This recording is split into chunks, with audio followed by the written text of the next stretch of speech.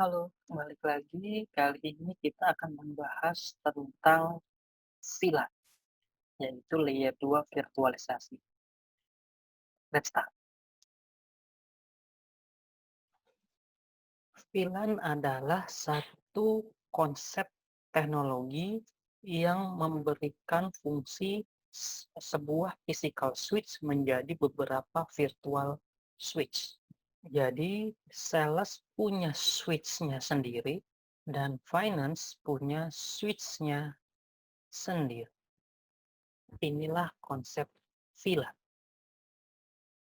Karena kita nggak pengen traffic dari sales itu nyebar sampai finance. Contohnya apa? ARP, apalagi broadcast, dan lain-lain. Memang ya, kita bisa bikin sales pakai IP 192.168.1.0/24. Finance kita bisa setting 192.168.2.0/24 atau 10.0 ini 20.0. Yang kita perlu camkan adalah ada yang namanya segmentasi layer 3 dengan segmentasi layer 2. Apa bedanya? Ketika segmentasi layer 3, contohnya seperti yang di atas ini, memang mereka tidak saling ping. Tapi kalau traffic-nya layer 2 seperti ini, berarti kita perlu pemisahan switch. Ingat, switch itu nge-broadcast. Kita nggak pengen broadcast-nya si sales itu masuk ke broadcast, atau kita nggak pengen broadcast-nya si sales itu masuk ke finance. Begitu juga sebaliknya. Kita ambil analogi seperti ini. Kita punya satu ruangan, kita punya orang-orang yang suka bola, pasti akan ngelompok sendiri. Nah, kita juga punya orang-orang yang suka basket. Mereka juga akan mengelompok sendiri. Karena yang suka bola, ngobrol sama suka bola pasti nyambung, nggak mungkin ngobrol sama orang basket nggak nyambung. Nah, tapi bola, ketika orang-orang yang suka bola ini teriak-teriak, saking excitingnya, suaranya akan terdengar sampai ke kelompok orang basket. Supaya tidak terjadi seperti itu, kita pisahkan ruangan itu dengan partisi. Nah, partisi ini adalah segmentasi layer 2, kelompok-kelompok ini adalah segmentasi layer 3. Jadi secara teknis itulah konsep VLAN. Ciao. In a nutshell, memang seperti itu. Sekarang kita bahas troubleshooting atau problem-problem yang sering muncul ketika VLAN ini dipakai. Pertama, trunking. Ketika sales ingin berhubungan dengan sales, tapi di beda lantai. Yang satu di lantai 1, yang lainnya di lantai 2. Nah, ketika traffic masuk dari port nomor 2, misalkan di sini, jadi ada port nomor 1, port nomor 2, port nomor 3, port nomor 4, port nomor 5, sales akan punya data sales masuk ke port nomor 2 yang masuk ke virtual switch-nya sales. Akan ditambahkan label atau di-stempel dengan VLAN sales. Nah, VLAN sales ini dengan kode merah ini hanya bisa keluar berhubungan ke pintu-pintu, ke port-port yang punya kode warna merah juga. Di dunia network, kode merah, biru, dan lain-lain itu pakai nomor. Anggaplah kita bilang sales itu VLAN 10, finance VLAN 20. Nah, VLAN sales itu VLAN 10, dia hanya bisa masuk dan keluar di pintu-pintu VLAN yang ada nomor 10. Nah, ketika masuk, ya, dia ingin ke switch virtual yang ada di beda lantai. Gimana caranya? Caranya adalah dia akan kirimin ke port nomor 5. Masalahnya port nomor 5 itu memakai default VLAN, yaitu VLAN 1. Artinya, kalau kita ingin mengantarkan VLAN 10-nya sales di switch lantai 1 ke VLAN 10-nya sales di switch lantai 2, masing-masing switch yang terhubung antara lantai 1 dengan lantai 2 portnya itu harus disetting VLAN 10. Pertanyaannya, gimana caranya kalau kita punya 100 VLAN? Artinya berarti kita harus punya 100 port yang terhubung. Ini sangat tidak efektif.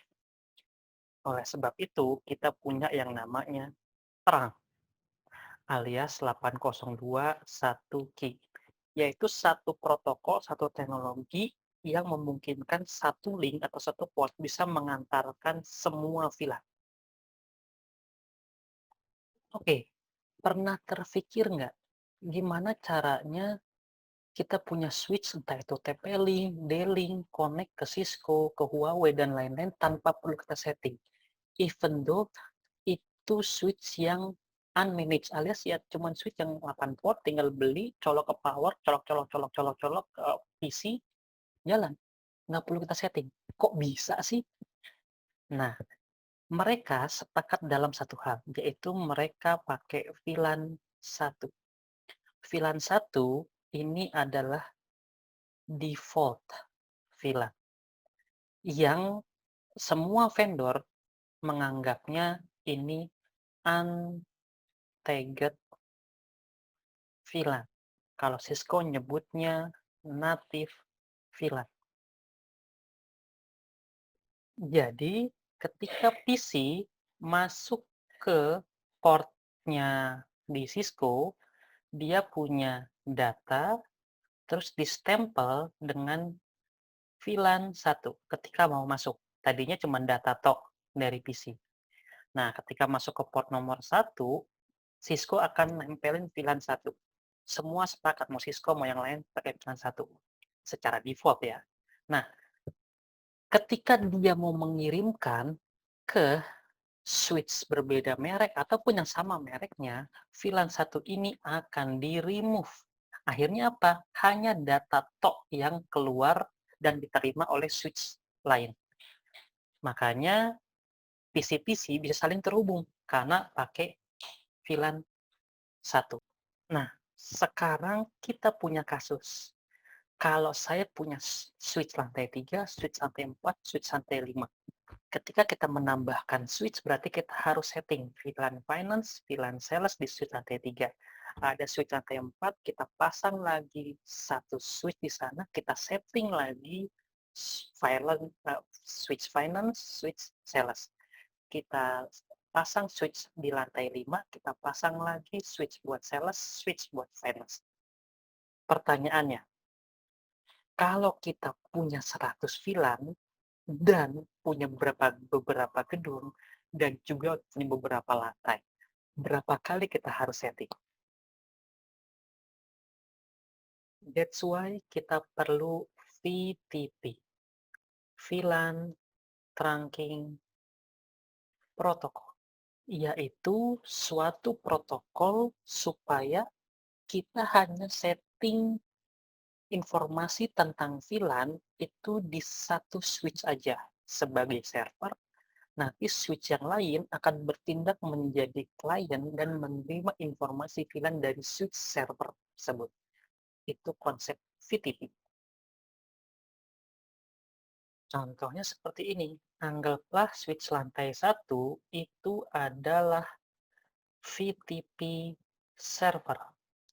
Ketika kita punya 99 VLAN, nah kita mau menambahkan satu VLAN lagi jadi 100, berarti kita cuma nambahin di switch lantai 1. Informasi VTP-nya akan disebarkan oleh klien ke switch di lantai 2. Switch lantai 2 akan nyebarin informasi ini ke switch di lantai 3. Jadi kita nggak perlu repot-repot lagi. Ada VLAN lagi nih satu di setiap lantai, di setiap gedung, ya, itu kita harus setting masing-masing switch-nya untuk VLAN yang baru ini. Ini akan sangat time consuming. Pertama, kita pastikan punya VLAN-VLAN-nya, obviously. Yang kedua, harus ada trunking. Berarti di sini harus disetting trunking, di sini pun harus disetting trunking. Pokoknya setiap link yang terhubung antara dua switch harus disetting trunking supaya bisa mengantarkan informasi tentang VLAN. Yang kedua, harus ada VTP mode. Yang paling penting ada 3, server, klien, dan transparan. Server tugasnya mengupdate VLAN, server tugasnya bisa edit, delete, add VLAN, klien hanya menerima VLAN. Dia nggak bisa setting-setting VLAN. Transparan hanya passing through.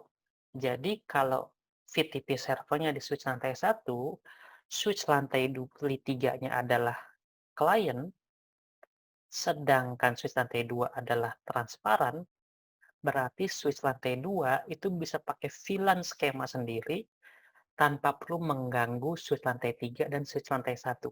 Dan switch lantai 3 nggak akan kehilangan status kliennya, nggak akan kehilangan VLAN informasinya karena switch lantai 2 transparan, literally. Jadi kayak passing through aja, bukan tembok.